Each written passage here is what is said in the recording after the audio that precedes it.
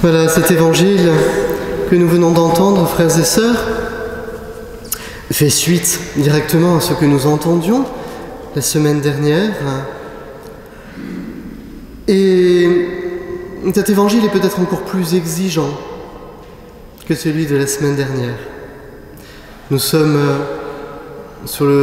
dans le sermon sur la montagne, un très beau passage de saint Matthieu, le premier discours de Jésus chez saint Matthieu, qui s'ouvrait superbement bien avec ce beau texte des béatitudes, heureux les cœurs purs, heureux ceux qui ont une âme de pauvre, etc. Heureux, que c'est beau.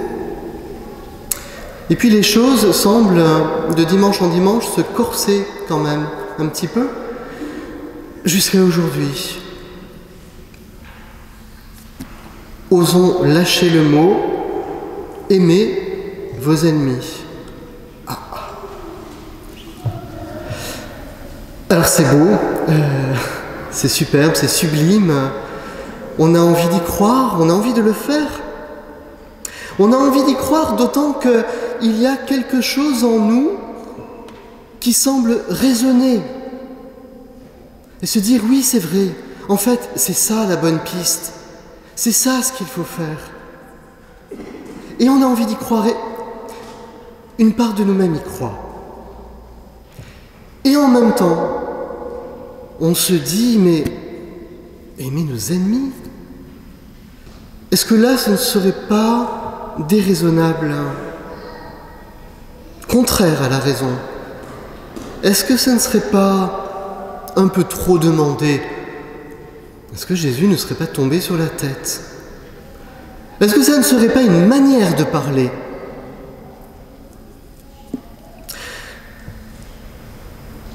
Et en même temps, c'est dans l'Évangile.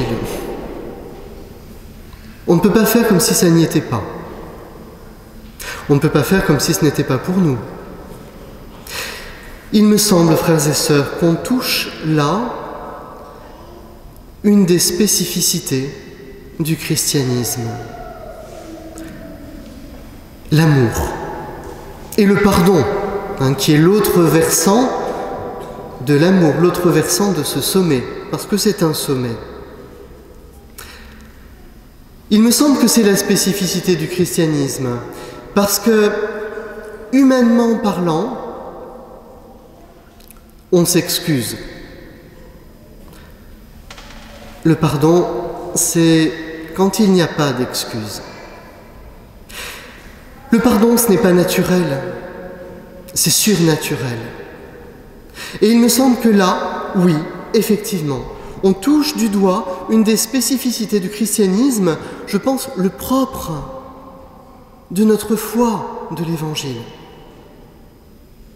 Humainement parlant, on s'excuse. Le pardon, c'est quand on n'a pas d'excuse. Et c'est vrai qu'il y a des pardons difficiles à donner. Le pardon est toujours difficile à donner, ne nous leurrons pas. C'est difficile à donner, c'est parfois difficile à recevoir. Il y a des pardons qui nous paraissent insurmontables, que l'on ne peut pas donner, nous semble-t-il, à vue humaine en tout cas. Ben oui, mais précisément, ce n'est pas à vue humaine qu'il faut regarder, c'est à vue surnaturelle. Et il me semble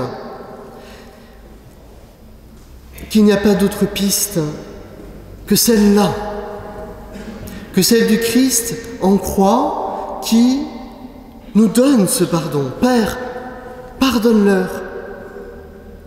Ils ne savent pas ce qu'ils font. Pardonne-leur. Et en même temps, frères et sœurs, cette phrase a quelque chose d'étrange. Et je vous le livre un peu comme une confidence. Lorsque j'étais jeune, au siècle dernier, lorsque j'étais jeune, cette phrase m'a beaucoup interrogé.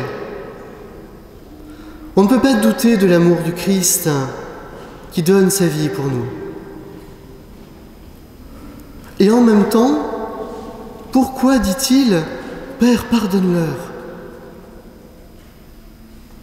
Pourquoi ne dit-il pas « Je vous pardonne » Vous ne savez pas ce que vous faites. Pourquoi ne dit-il pas « je » ? Alors, je n'engage pas la foi de l'Église en disant cela, c'est une évidence, mais je veux croire que le Christ, dans son humanité, a fait l'expérience du pardon qui parfois est difficile à donner. Mais qu'en même temps, il nous le donne en passant par le Père. Père, pardonne-leur. Père, moi j'ai du mal, mais toi, pardonne. Et c'est déjà rentré dans ce chemin du pardon, et il nous le donne, ce pardon, en passant par le Père. Vous savez, c'est comme au volley. Pour lancer le ballon, il faut l'envoyer par-delà, par-dessus le filet. Si on l'envoie droit devant soi, il nous revient en pleine face. Par-delà. Pardonner, c'est donner par-delà l'obstacle. Je te redonne mon amour par-delà toutes les raisons qu'il y a, toutes les raisons que j'ai de ne pas te le donner. Mais je te le donne quand même. Je te pardonne. Et lorsqu'on regarde la vie de certains saints qui ont vécu des pardons incroyables, se sont-ils appuyés sur leur propre force ? Non, certainement pas. Mais sur la force de Dieu. Je pense à Sainte Maria Goretti, qui a pardonné à celui qui voulait abuser d'elle et qui l'a tuée. Je pense à la mère de Sainte Maria Goretti, qui a pardonné également. Humainement parlant, ça ne tient pas la route. Mais justement, c'est avec la grâce de Dieu que nous sommes appelés à vivre cela. Alors évidemment, on doit répondre de nos actes devant la loi, qui est là pour cela, pour maintenir un équilibre de justice, d'équité, de paix, etc. Bien sûr. Mais là, je parle du salut. Et que le pardon, alors certes, c'est un chemin, et ça prend parfois toute une existence pour vivre cela. Je ne dis pas que cela est facile, et le Christ ne le dit pas non plus. Si ça l'était, ça se saurait. Et ça ne poserait pas de problème et on n'en parlerait pas. Il y a des pardons qui parfois prennent toute une existence. Mais ce qui est important, c'est qu'au dernier instant de notre vie, le pardon puisse être lâché, puisse être offert. C'est un chemin. Et ça prend, oui, toute une existence que de pouvoir vivre cela. C'est un chemin.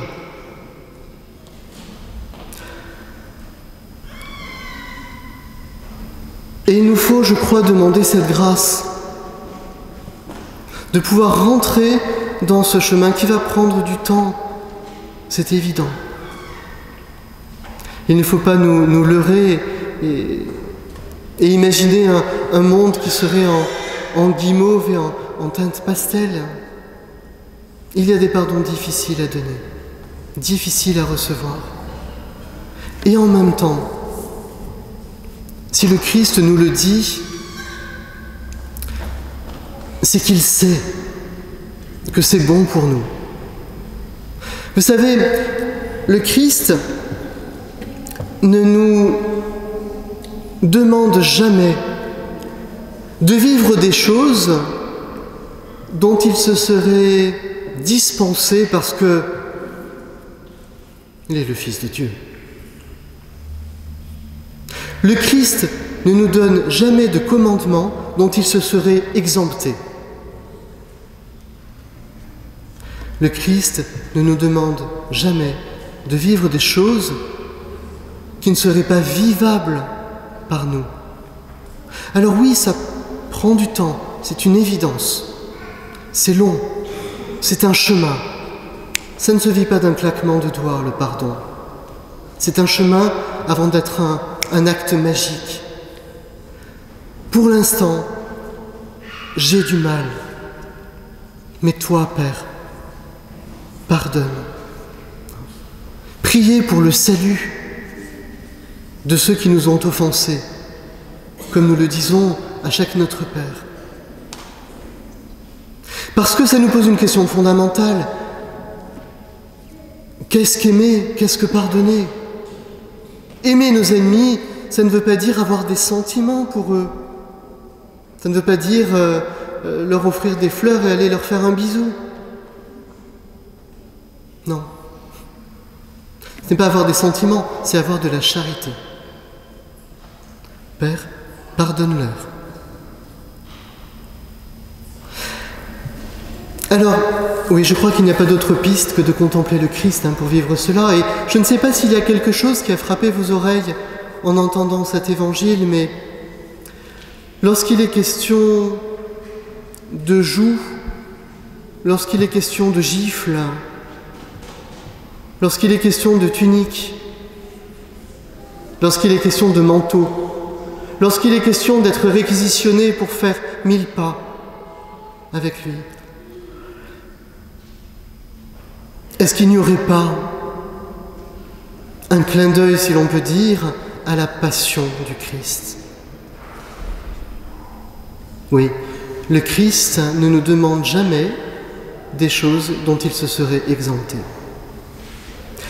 Alors demandons la grâce, frères et sœurs, de croire que c'est notre chemin. Tôt ou tard, nous avons un pardon à vivre, à donner, à recevoir, et qu'il n'y a pas d'autre piste. Alors nous pourrions l'évacuer, cette piste.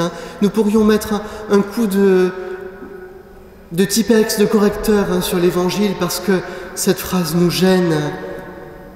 Mais non, elle y est. Et elle y est pour nous.